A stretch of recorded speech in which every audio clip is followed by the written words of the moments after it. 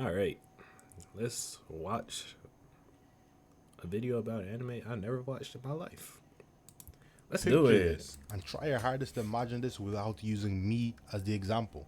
You ever just have a feeling when you wake up that's like, this is gonna be a wonderful day. Now keep that thought, but this time Right. there was real life a guy out there who had people shaking, looking up into the sky, talking about the world has become a better place. The zeptosecond he was born. I'm talking the exact point when his head poked out, yes. Now, if you are still yet to think of an example, and of course, yeah, you cannot use me in this example, then let me clue you in with Sinbad. On my quest to cover the best of 2010s, I stumbled across the comments talking about Maggie, and I was thinking, I'll do you one better, and went straight for the Sinbad side story. You see, as a kid, I always wanted to live like Sinbad. Rich, drippy, his name is Sinbad, which is low-key cool as hell, and Is the manga series like good?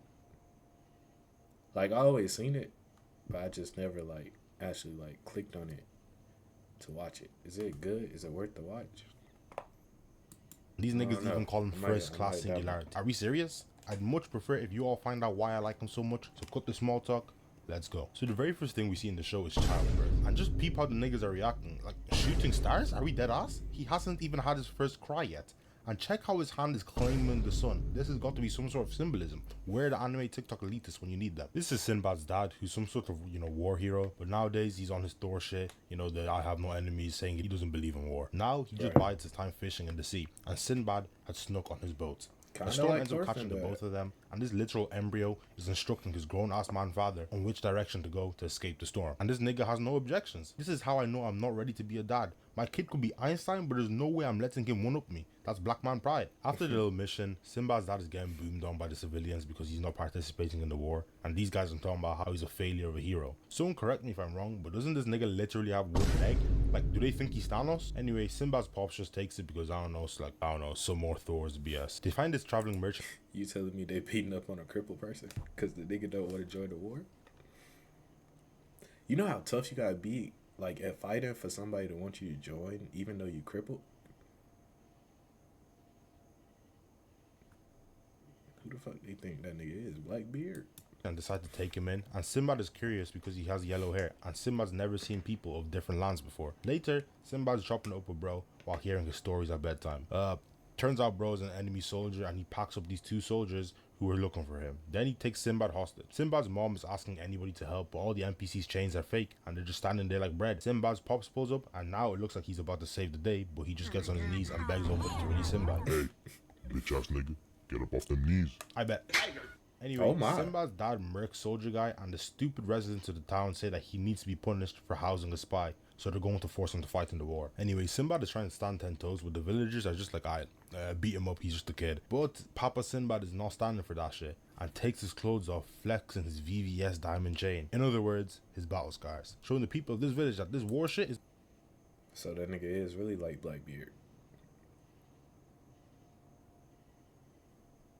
not all sweet. Some months passed, and then they were told that Badr, who was Sinbad's dad, I just decided to name him like now for some reason. Anyway, he had died and they had returned the sword. Then we skipped 9 years, and Sinbad is leading the people out of another storm. Just peep how he's harnessing the storm to increase his own personal steez. This is next level shit. The very next scene, Sinbad is posted on top of a building, jumps down and fries this group of bandits that were harassing the civilians, and now he's sweet talking the hoods right after. And this is the type shit he be doing like the whole series. He meets this guy hiding in a barrel named Yunnan and takes him to his village so he has a place to stay. So this whole time the military has been trying to draft Sinbad, but they sort of slimed his dad, so he just didn't rock with them. Because of this, he gets pulled up on by one of the military commanders, and they're out here trying to force him. Since Sinbad is a hood hero, one of the jits wants to help, but these guys got no remorse and just kick him smooth in the chest.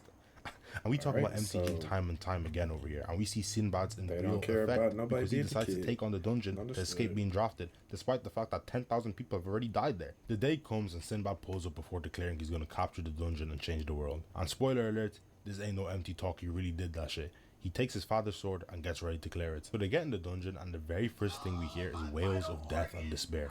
Them boys real life sounded like Call of Duty zombies, and niggas are free falling into ravines getting dragged by dragons and shit. Nigga, is this Hueco Mundo? The army general is getting rocked and Sinbad saves him. And he introduces himself all condescending, talking about some, let me do it in a way even a commoner understands. Anyway, his actual name is too long for me to type out, learn, or read, so I'm just going to use his nickname that Sinbad gave him, Drakon. They see the Dragon King and decide that they need to work together to defeat it. Anyway, Drakon is unnecessarily opposed to the idea, so he goes off by himself and ends up almost getting rocked. He was shaking in his boots. His reaction made him hate himself, so he asked Sinbad to slime him then and there. But MCG, so Sinbad's speech just gives him plus 10 charisma. Now, Sinbad is on the offensive. He's using the shield to ride underwater from a geyser as he needs to attack the dungeon.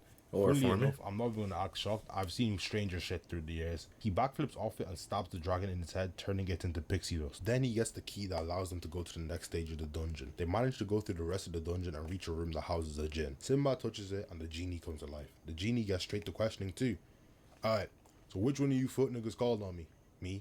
No, it's me. I got the royal DNA. You cannot be serious, gang. Nigga, I saved you. Slow feet don't eat. Hey, we can run this shit right now. These two start boxing and Drakon is beating Sinbad in the sword fight, but Sinbad reminds him that this is not a sword fight and it's in fact a dog fight. I don't know this shit. Drakon gets a little flashback, you know, typical anime stuff. And here I'm thinking he's gonna come back with a bang because he's talking about some, it's not over yet. But nah, he is holding straight haymakers. Look at this. Mink, mink, bang. Look at that uppercut, dog. He is in hell. Who even taught Sinbad to throw like this? They do one last exchange, but yeah. MCG, Sinbad now has the power of this genie, and when he wakes up, he's standing on all of the treasure. Now these soldiers have the gall to open their damn mouths and say, hand over the treasure and power, well done. This looked like charity, and you know Sinbad stands on all 10. Yunnan just spawns in and teaches Sinbad how to use his powers, and yeah, he just starts raining Chidoris on them niggas. Yunnan flies him away back to his hometown, and he finds his mother is sick. When he goes into her room, she thinks he's his father, and tells him how wonderful their son has become before she bites the dust. The princess pulls up on Sinbad's hometown, and she starts attacking him. Her chest plate falls off because main character genes, and he picks her up before stuffing her in a barrel. It's time for our boy to explore the world. And hey, who is he feeling like? Someone telling him he's not Eren. So fast forwards and Sinbad is lost at sea. I guess he lost his touch from when he was a baby. There are also these two people fighting this kraken in the ocean. They deem it as too big of an issue to handle and want to retreat, but Sinbad has some of the best pull-ups in anime and literally smites it. They pull up on the shore and Sinbad tries to riz, but for the first time in his life it ain't ever worked. And you can tell he's not used to that either. Check how confused he is. They lead him back to their hometown, and at first they're not really jacking Sinbad, but he shows his chain as a dungeon clearer, so they let him stay and he's cool. Sinbad is actually spitting game in his sleep, and so in real life tries to assassinate him, but he accidentally kicks him while asleep. The kid ties Sinbad up, but Obody literally got a lightning demon in his sword, so we can predict what happens next. They're getting deep fried. Sinbad is questioning him, and the little kid is flexing, killing his parents, and Sinbad slaps the spit out of his mouth. Then his boys pull up and help him escape. Hina leaves before his ceremony and heads to the dungeon alone to prove himself. So Sinbad has to put on the big boy boots and decides he's got to go help him, and peep his face when he declares that nobody's going to die. Woo! He might be clean. He might be clean. In the dungeon, Hina thinks all the butterflies are playing with him, but nah, they realize just munching his skin, so he jumps into the water to evade it. Hina ends up meeting Drakon and the assassin group from yesterday who are also exploring the dungeon. Then they just little bro Hina and ignore him. But he's not having that type of disrespect and attacks them. I'll just skip the pleasantries. He gets tied up and Sinbad saves him. The kid does the same tying up gimmick on Sinbad, but Sinbad is merely rocking the shit out of him, I'm not going to lie. Hina's getting jumped, and when Sinbad tries to help, Drakon sneaks him. Then they both jump into the water to run away. The other group end up in the djinn's room, and the genie is able to sniff out the sorcerer with them as someone from the other world, and that person escapes. Sinbad and Hina pull up, and this... So what I'm hearing is basically, hold on, this nigga right here has like no respect. The nigga saved your life, he whooped your ass, and you still backdoor him. That's tough. That's fucked up. That's fucked up. And the genie is able to sniff out the sorcerer with them as someone from the other world, and that person escapes. Sinbad and Hina pull up, and this genie is holding a competition for them to become the king. The objective is to capture this singular cat. Anyway, they're all senselessly chasing, and Sinbad snakes the group by making them work together just to take the cat for himself. He's real shiesty for that shit, I ain't gonna lie, but game is game. He's giving some hopeful, jolly speech about changing the world, and these three begin to turn into demons because of the potion that one sorcerer gave them. I left that out. Probably, my bad. They fully transform and it's just out there blasting Sinbad. The genie says that if they can destroy its core, they can save their comrades. But it's out there doing bullshit like reattaching his arms, and then the sorcerer from back then just spins back. Turns out Drakon's brother is pulling the strings and is trying to murk his own brother because he's been getting too close with the girl he's about to marry.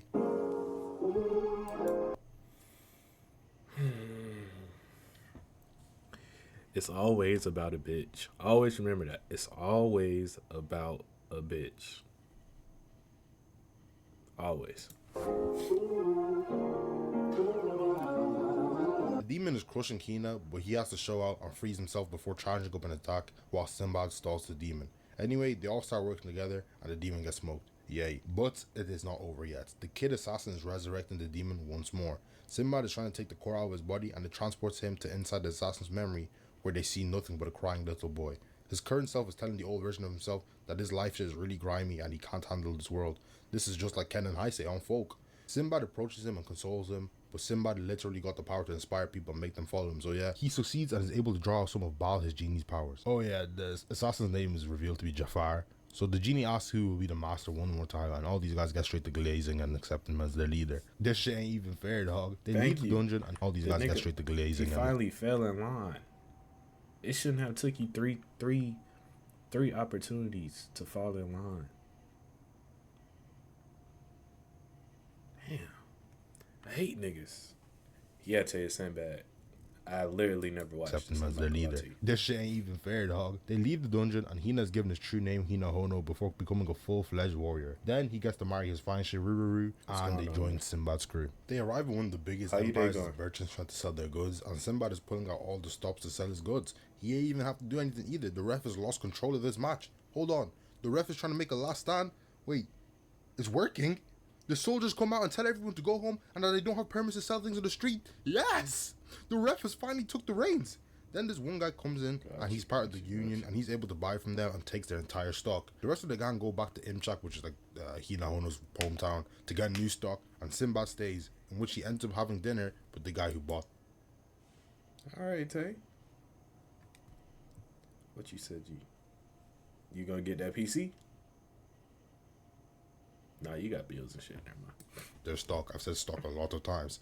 He finds out that he sold the goods for a higher price, but Sinbad is trying to befriend him rather than condemn him. The man reveals that he will write Sinbad a letter of recommendation to join the union and tasks him with raising 1,000 gold coins in a month. Then he will complete it. He decides the most optimal way to gain money is not to work, nah. It's to hustle on the streets, and that is a real nigga right there. He's sharing his stories to the civilians, and they throwing coins at him. Then he sees Harun again, he gives him 1,000 gold coins as he really has faith in Sinbad. Turns out he's actually the king of another huge nation. In other news, Ruru is about to give birth. Sinbad gives another performance in order to raise more funds for his warehouse and shop, so he decides to become a theatre kid. And he got a hella motion after his first couple shows, so his next event gets moved to the Coliseum. He on that young boy timing now. If you don't come to my tour,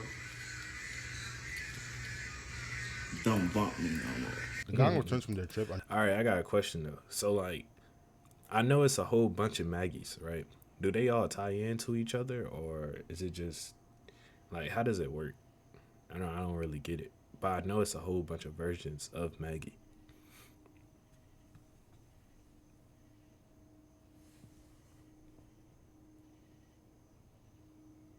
Like, do each story tie into the other stories? Like, you know how it's a whole bunch of versions of Maggie? So do they all tie into each other, or is it just like a separate thing for each one? Got you. Okay. So it's kind of like a prequel. Oh my god. But it's kind of like one of them, like a what's the show? Like a prequel or prequel? Bro, I don't know. Jafar gets to the Coliseum with Hina Hono's kid, but ends up losing him. He ventures into the Coliseum and heard him in one of the cages with this big ass monster. Jafar rushes in there to save the child, but the size difference is too great. He gets a flashback and the Jinn of Baal's power suddenly resonates in him, and he's able to take out the monster. So Sinbad is finally able to raise the funds and officially becomes able to trade in the Empire, and he came out with Johnny Dang jewels from head to toe. Finally he wrote a book and was able to sell it to the world. Now they're going to a new country, Sasan, and check Sinbad's new fit. Old buddy is clean, no bullshit. He is clean. They pull up to the Sasan Empire and they basically say, hell nah, there's no trade here, because they think their goods are a direct gift of God. Sinbad asks what if we're just trying to be friends, and he redirects him to the Knights of Sasan. Sinbad is at the main entrance trying to join the Knights, but they're straight airing him. He ain't never had this type of experience before. Normally by now, I'd expect them to get down on their knees and get straight to the slurping. Anyway, they were in an inn, and they encountered the Night King's son, who wants to hear stories of the outside world, which is segregated off from them. And Sinbad is back on that BS, telling the waiter who's responsible for the bar that it's okay for him to hear the stories. I'm getting sick of this phony ass ref, man. He's not doing anything. So Sinbad shares his story and gives him his book too, and this motivates Mistros to see for himself. The next day, he sees his father and his little brother and shouts out how he won't tolerate being forced to be a knight, and his punk-ass snitch brother just standing there after watching Mistros get bitched for disobeying. Mistros begs Sinbad to take him with him, and his little brother walks in on them. Then Mistros tells him to tell his pops that he's officially leaving the Knights. Yunon spawns in, and nobody's dead as just an NPC who just loads in and gives Sinbad side quests. Anyway, he informs Sinbad that there's someone else here who has captured the dungeon, that being the Night King of Sasan. Mistros is fighting for his freedom, and he finally gets to face his father in a duel, in which he ends up getting dropped like a sack of shit. It's in their culture for fights to be to the death, so he's about to slime his kid, but Sinbad steps in. Sinbad asks him to run the ones, and they begin their fight. They're going back and forth in a seemingly evenly match, but unfortunately, Sinbad wasn't even really trying the whole time, and begins harboring Baal's power by transforming himself into him. And yeah, this is straight. Is he turned steez. into a The dragon? Night King cannot hang with that much power. Sinbad uses the blast to move the Night King away and drops him into some nearby mountains. But the Night King still wants to fight, and Sinbad says, "So you still don't get my chain is way heavier than yours. Alright? Watch this." He loads up an attack, and oh my goodness, this nigga just cleared out a mountain range in one attack. He had this in the locker the whole time. What type of shit is this? He basically told him he'd wipe his country off the Atlas if he wanted to, but he only wants to set up trade with them. The King of Sasan agrees, and when they return, Sinbad tells the rest that their match was a draw on some humble shit, and the King of Sasan declares Sinbad an ally. Later, Mistros is given permission to leave by his father. He told him that he once before wanted to see the world too. Then, they finally leave. Next up is the city that's known for bad bitches and straight ISOs. They arrive and see two girls flying over them on a bird. They challenge them to try and make it to the top, and they reward them by showing them around and showing them a good time. And you know, Sinbad jumps on that and tries to test the gangster, but she gets all flustered and leaves. They manage to make it to the city eventually, and all the locals tell them that they stink. And this doesn't even really have any plot relevance. I just wanted to remind you that Sinbad is still human. They talk to the queen about establishing trade, and she refuses to hear them out because they are men. Let's put this out there real quick. Being told you stink is the worst thing that could ever happen to you in life. Always keep that in mind. And Sinbad tries his riz on the queen, but she ain't fall for it. Then they get stripped and sent down a ravine. What type of escalation is this? Anyway, they all get pushed down except for Hinahono, who fortunately or unfortunately is going to get examined by all the women. They try finding a way out, but they can't find a singular one. Night falls and they're literally in the trenches. They are in there eating snakes. They were down there living in the valley for so long that they deadass became accustomed to it and lost the drive to even escape. But Mistros still wants to get freaky. He's got the greatest motivation a man has ever had. Fine shit. He winds up finding a pile of meat that they eat. Embedded in them are beautiful gems. Later, we see that the big birds the city people use are taking the meat back to the capital for its stones. The next scene is the three of them hopping out of the meat. They hid in there to get transported up, and they wind up in front of all these estrogen-filled men. The queen is in a room inspecting Sinbad's gin, and in the window is none other than Sinbad. And someone has got to tell me, who is this nigga feeling like? He got the moon as the backdrop, standing in the light, and check how he pulls up on her spitting game immediately. Write that down. All of it! Write that down. She uses her own gin, and she actually knows how to manifest. He snuck in somebody's room. Do not write that down. You will go to prison. Scratch that out. Don't ever do that. It unlike the Night King, and she's able to cancel out Sinbad's lightning due to her own abilities. Now, this would be an issue if it wasn't Sinbad who just swaps his other gin. Sinbad attacks, but the queen's gin controls 3 elements: fire, ice, and lightning, so she just manages to cancel this attack again. He manages to block her attack, and then she fires again and does the usual "you were just like the rest, you know, bad guy" gimmick. And if you know anime, you know what happens next. Yep, he spawns behind her, arms crossed, all smug and shit. She starts loading up another attack, and he just teleports behind her again and again. He's straight frying her. His true ability of the djinn is stagnating the state of anything it targets. Anyway, he freezes her shit over and she loses. The next day, she agrees to Sinbad's trade deal. Then she explains what the Magi are, who are, basically people chosen by the world and are loved by the magic system of the world. They leave and see Hinahono, and Sinbad reminds him that he does in fact have a wife, so he better not have got up to anything too crazy. The diplomat of the queen joins Sinbad's crew, and the queen wishes them farewell. And that just about wraps up the early career of who we call first class singularity, Sinbad. And shit, maybe I'll cover his parent show in the future, but for now, it's been Narratives. Like and subscribe, we're very close. Good job, man. That was a great video.